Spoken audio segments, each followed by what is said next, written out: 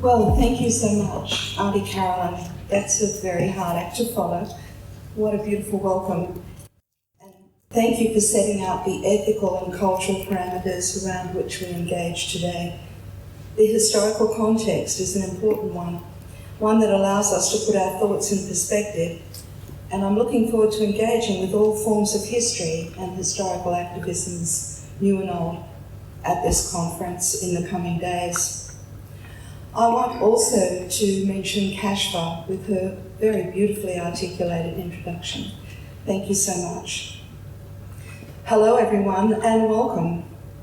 Olivia and I said to each other as we were coming in, we're actually here after 2 years of planning. My name's Victoria Grieve-Williams and I'm one of the conveners of this conference, along with Olivia and Susie Hutchings. I'm an adjunct professor at RMIT University and a historian based now mainly in the United States. My research interests are broad, including settler colonial racism, Aboriginal family history, increasingly the impacts of the Anthropocene and the future. I'm engaged with the development of a critical Indigenous theory. It's a real pleasure to see you all here in the room today in this beautiful building, the Capitol Theatre. Olivia and I just have to calm down now and take it all in, but it's actually happening. I'd like to acknowledge Ngawi, Carolyn Briggs, Woonwurrung Elder, and also want to acknowledge the cultural leaders, elders and traditional owners who've come from across Australia to speak at this event. It's an honour to be here in Melbourne, and I'm looking forward to meeting people and learning about your work over the next 3 days of sharing and reflection on the many forms of activism that will be covered during this conference. Hello everyone, my name is Olivia Guntarik and I'm based at RMIT in the School of Media and Communication, which is hosting this event with the support of the School of Art. Welcome to you all. We gather today on the customary lands of the Woonwurrung and Wurundjeri people. I acknowledge the systematic violence that resulted in Woonwurrung and Wurundjeri being dispossessed from this land. This dispossession was replicated across Australia, and many Aboriginal people living in Melbourne today come from other places. I acknowledge the distinctive cultures, histories, and aspirations of Aboriginal people. I acknowledge Ngawi, Auntie Carolyn Briggs, the cultural custodians and leaders in the room today, elders and Aboriginal leaders past, present and emerging. This is a land that is rooted in ongoing histories of resistance, and I stand in solidarity with Aboriginal struggles for social justice and empowerment. My research is in the digital humanities, and I'm interested in the role of the arts, especially narrative, as a form of political activism. This is how I became aware of Vicky's work and how we came to develop a collection of papers on this topic. This conference grew out of a book project that we've been working on together for the past 2 years.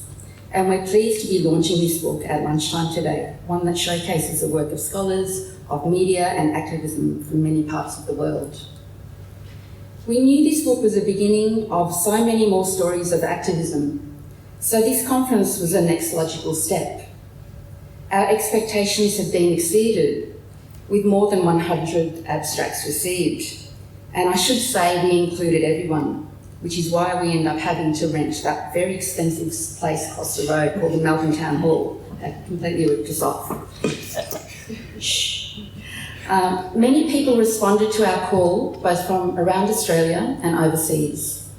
We invited activists and their allies, including those who are working directly at the grassroots of community to create change. And we also invited the researchers who study activism. This is why we have so many amazing speakers representing and speaking about many different causes. I think what was obvious during the recent and devastating fires that ravaged Australia was that the Aboriginal voice was missing in so much of the media coverage we had about the fires. Well, let me just say, this is a chance to hear the voices and experiences of those who have been historically and who are now marginalised because of class, race and gender, because of discrimination and sheer neglect, whose experiences get sidelined, stereotyped, overlooked, forgotten, misrepresented, misinterpreted, conveniently erased, when it suits politicians to go off to Hawaii, whose experiences get shunted to the margins of society. Well, our aim is to bring those voices back and place them centre stage. And so in this opening welcome, we also want to set the context and the scene for some of the themes and discussion points that will emerge from this conference over the next 3 days. It's in the nature of human beings to strive for freedom, and so activism is not a new phenomenon. People on the margins have organised to escape slavery, segregation and discrimination on the grounds of gender, varying abilities, race and ethnicity for at least hundreds of years. People on the margins tend to be dismissed. We tend to be ignored. Societies have a place of power in the centre where all energies and resources are focused. The poet Yeats famously declared, "Things fall apart, the centre cannot hold." And we agree, things do fall apart. Everything changes, and this is happening now in the most complete way the earth has ever seen. Life as we know it goes on. We have survived the white man's world, and you can't change that. The contemporary world has challenges never before addressed by ordinary people because the growth of human populations and unchecked global capitalism, as well as an indifference to the natural world, has brought us to a perilous crossroad. This also presents new opportunities. It is now recognised that the Indigenous peoples of the world are the sentinels for the impacts of climate change in this, the age of humans. Around the world, in the global south and in settler colonial states, Indigenous peoples are increasingly being forced to defend their country, their food, water supply and habitation from the encroachment of miners, loggers and land speculators. In the global south, 4 people involved in these struggles are killed each week at the hands of corporations, landowners and governments who hire security forces and contract killers. The 2019 Global Witness Report tracks the harassment, disappearances and murders and reports that in 2018, 164 activists were murdered globally. We recognise these defenders of country as the heroes of our time, fighting to preserve the lungs of the earth, to prevent the coal and oil mining that will increase the carbon load in the atmosphere, and putting their bodies on the line in the struggle against climate catastrophe in this, the age of humans, the Anthropocene. In Australia, we have cultural leaders across the country involved in the defence of their country, who are increasingly having to defend their ancestral lands from these encroachments. These also include developments such as nuclear waste dumps and wholesale theft of water from river systems. And we are thrilled to welcome a representative group of Aboriginal defenders of country to this event, building on a symposium at the University of Sydney, held in conjunction with the Sydney Environment Institute in 2015. We've been able to include many of the speakers from that symposium in Sydney and more.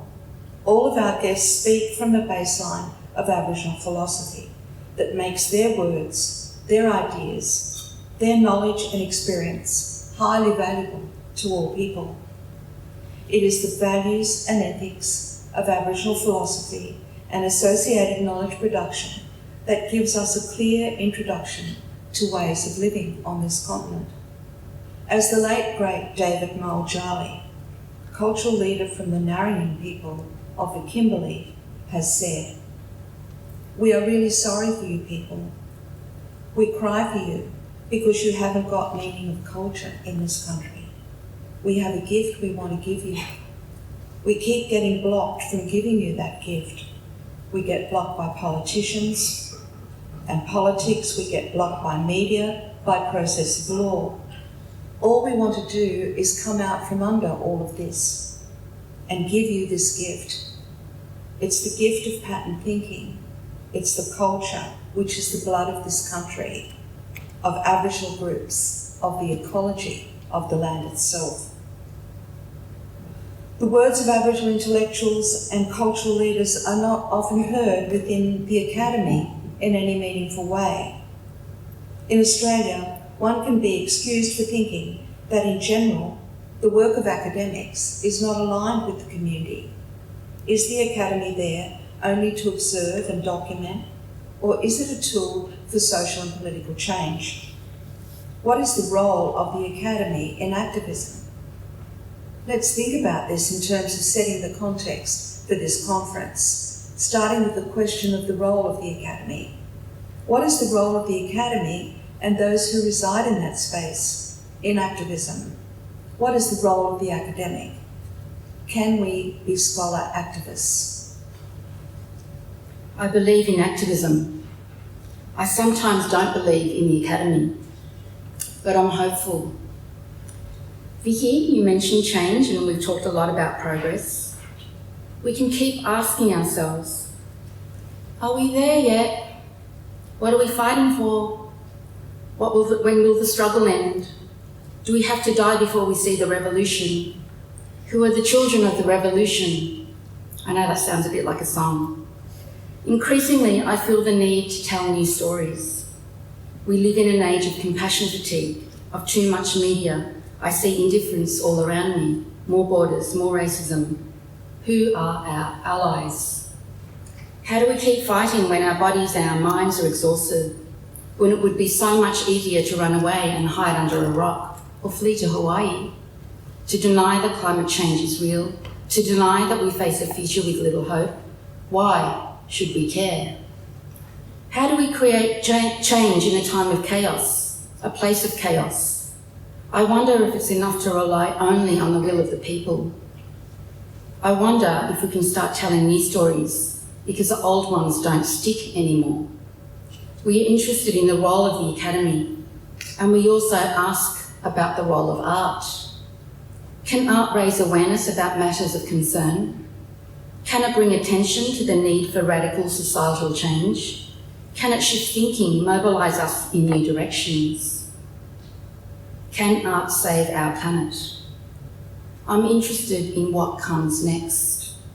I believe art plays out the message in ways that people can identify with. And I believe it is immediate and accessible both for the artists and their audience. The now world-famous expression of the sacred, the art of the Papunya Chula artist movement, started with the painting of the doors at the remote settlement school in the 1970s. This was an assertion of connection to country, to self-determination, and a reminder that we are still here. It was about survival, claiming a right to speak, perhaps having their own existential crisis right now about having to deal with white fellas, whiteness, and the inexorable changes to country, not knowing what the future of the planet holds, but we're here. We need to be finding our place in all of this. Words. So easy to say. We do too much talking and not enough doing, and never enough listening. The personal is political. What are our personal choices? Do we recycle, develop community gardens, eat locally grown seasonal foods, stop eating meat? Become vegan, perform, so that maybe you'll see me in a different light. The artist Ai Weiwei says, if anything, art is about morals, about our belief in humanity. Without that, there simply is no art. My hope is for our shared thinking on art and activism to create dialogue.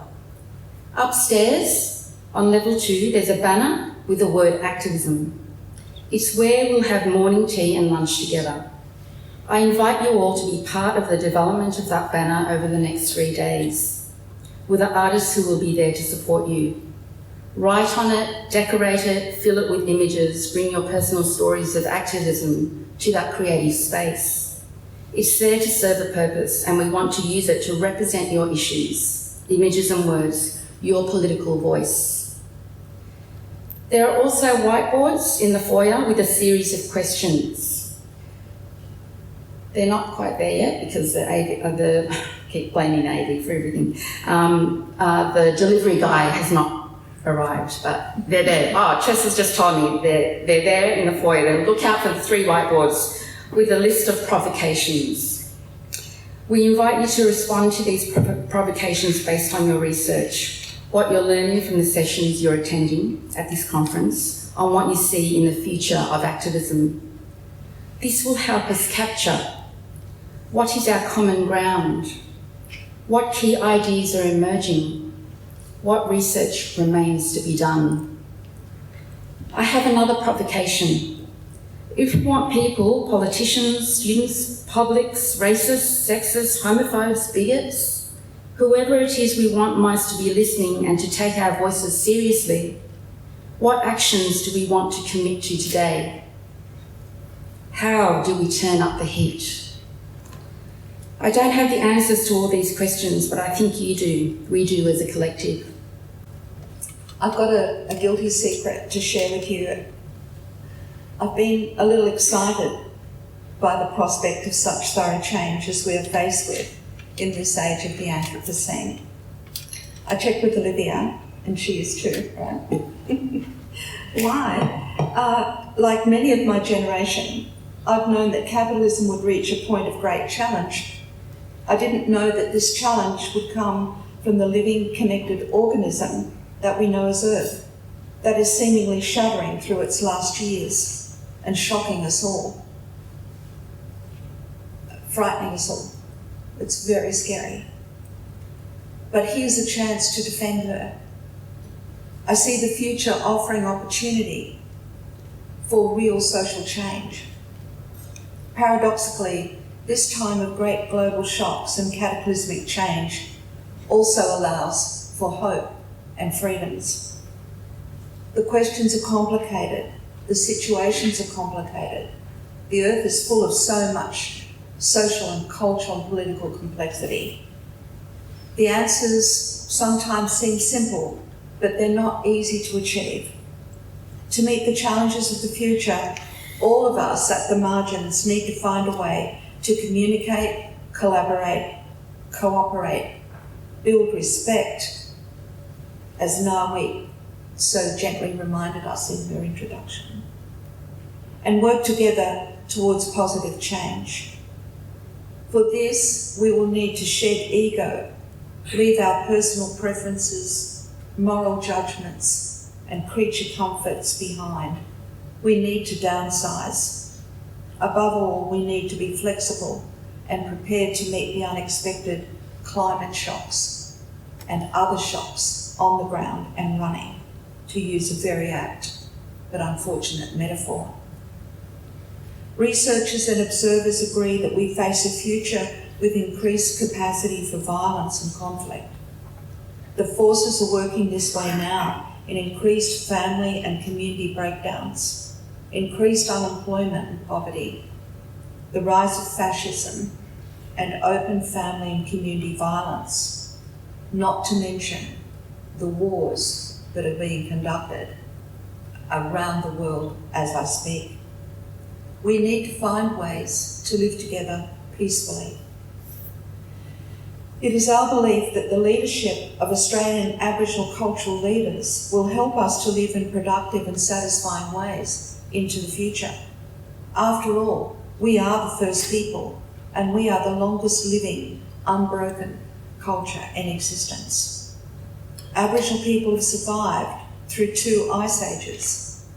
It is the values and ethics evidence in Aboriginal philosophy and the knowledge base that this philosophy supports, the epistemology that guides the practice of living as a human being within the natural world, more than connected to the sacred, but operating from within a sacred connection to the earth. This is what gives us real hope. and yet so much is working against us. Is it worth fighting when the world is falling to pieces? We think it is, and as we have read through all the abstracts in the program, we're struck by the sense not only of a shared culture and history that unites us, but also a sense of a shared belief system and values. We on the margins need to work together, but also with everyone. This is the approach we could take: commitment in numbers. This is a snapshot of the kinds of papers we can expect to listen to over the coming days, and what the diversity of these papers to be delivered at this conference is offering us. The focus on collaboration, working together, a privileging of shared interests, a standing in solidarity. You may recognise these words. We use digital methods to capture the ways we share, co-produce knowledge and theorise from the flesh on what it means to be a woman of colour, scholar, activist. Uniting art and health to promote new ways of thinking productively and positively about some of the realities and challenges of later life. Demonstrating solidarity through writing methods. The use of bodies in space to spark debate and change the discourse on urgent issues. Immersive experiences, bodies speaking to each other and to a larger public, and where everyone can safely participate in the social imaginary. An abstract in the conference program about children's political participation that draws attention to adult inaction and indifference. Children's protests around the world have responded to adult political inaction on gun control, climate change, and other environmental and social issues.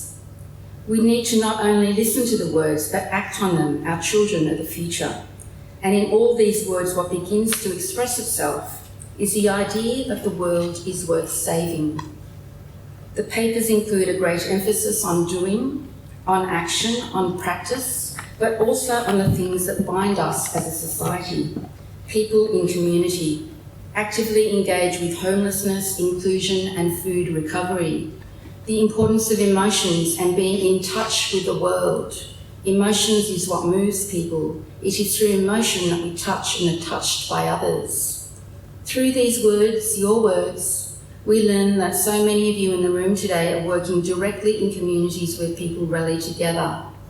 Just like in organising this event, made all the more easy by the contributions of a band of enthusiastic volunteers and supporters, to whom we are very grateful.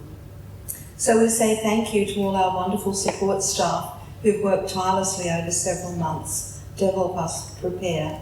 Teresa Leclerc, Tasman Sanak, Ash Bond, Iona Julian Walters, Catherine Lake, Megan Francois, Francesca Richaud, Timma Ball and Scheherazade Blue. Our volunteers Luke Stickles, Danny Trong, Sharon Plummer and Brendan Cameron. We want to thank the artists Sam Kostaki and Tom Monroe Harrison, who will be working with those of you who want to contribute to the making of the collaborative conference banner, and have been working over the last couple of weeks to paint portraits as gifts to all the cultural leaders and keynote speakers. These are on display upstairs in the salon. It's this kind of generosity of spirit that is part of the pattern thinking that Vicky referred to earlier. It's how we can begin to make sense of challenging situations when everything might appear impossible. How we can transform as a society. How we can take action and commit to giving enough time to matters of concern. Above all, how we can engage with others at the margins. Thank you. Welcome.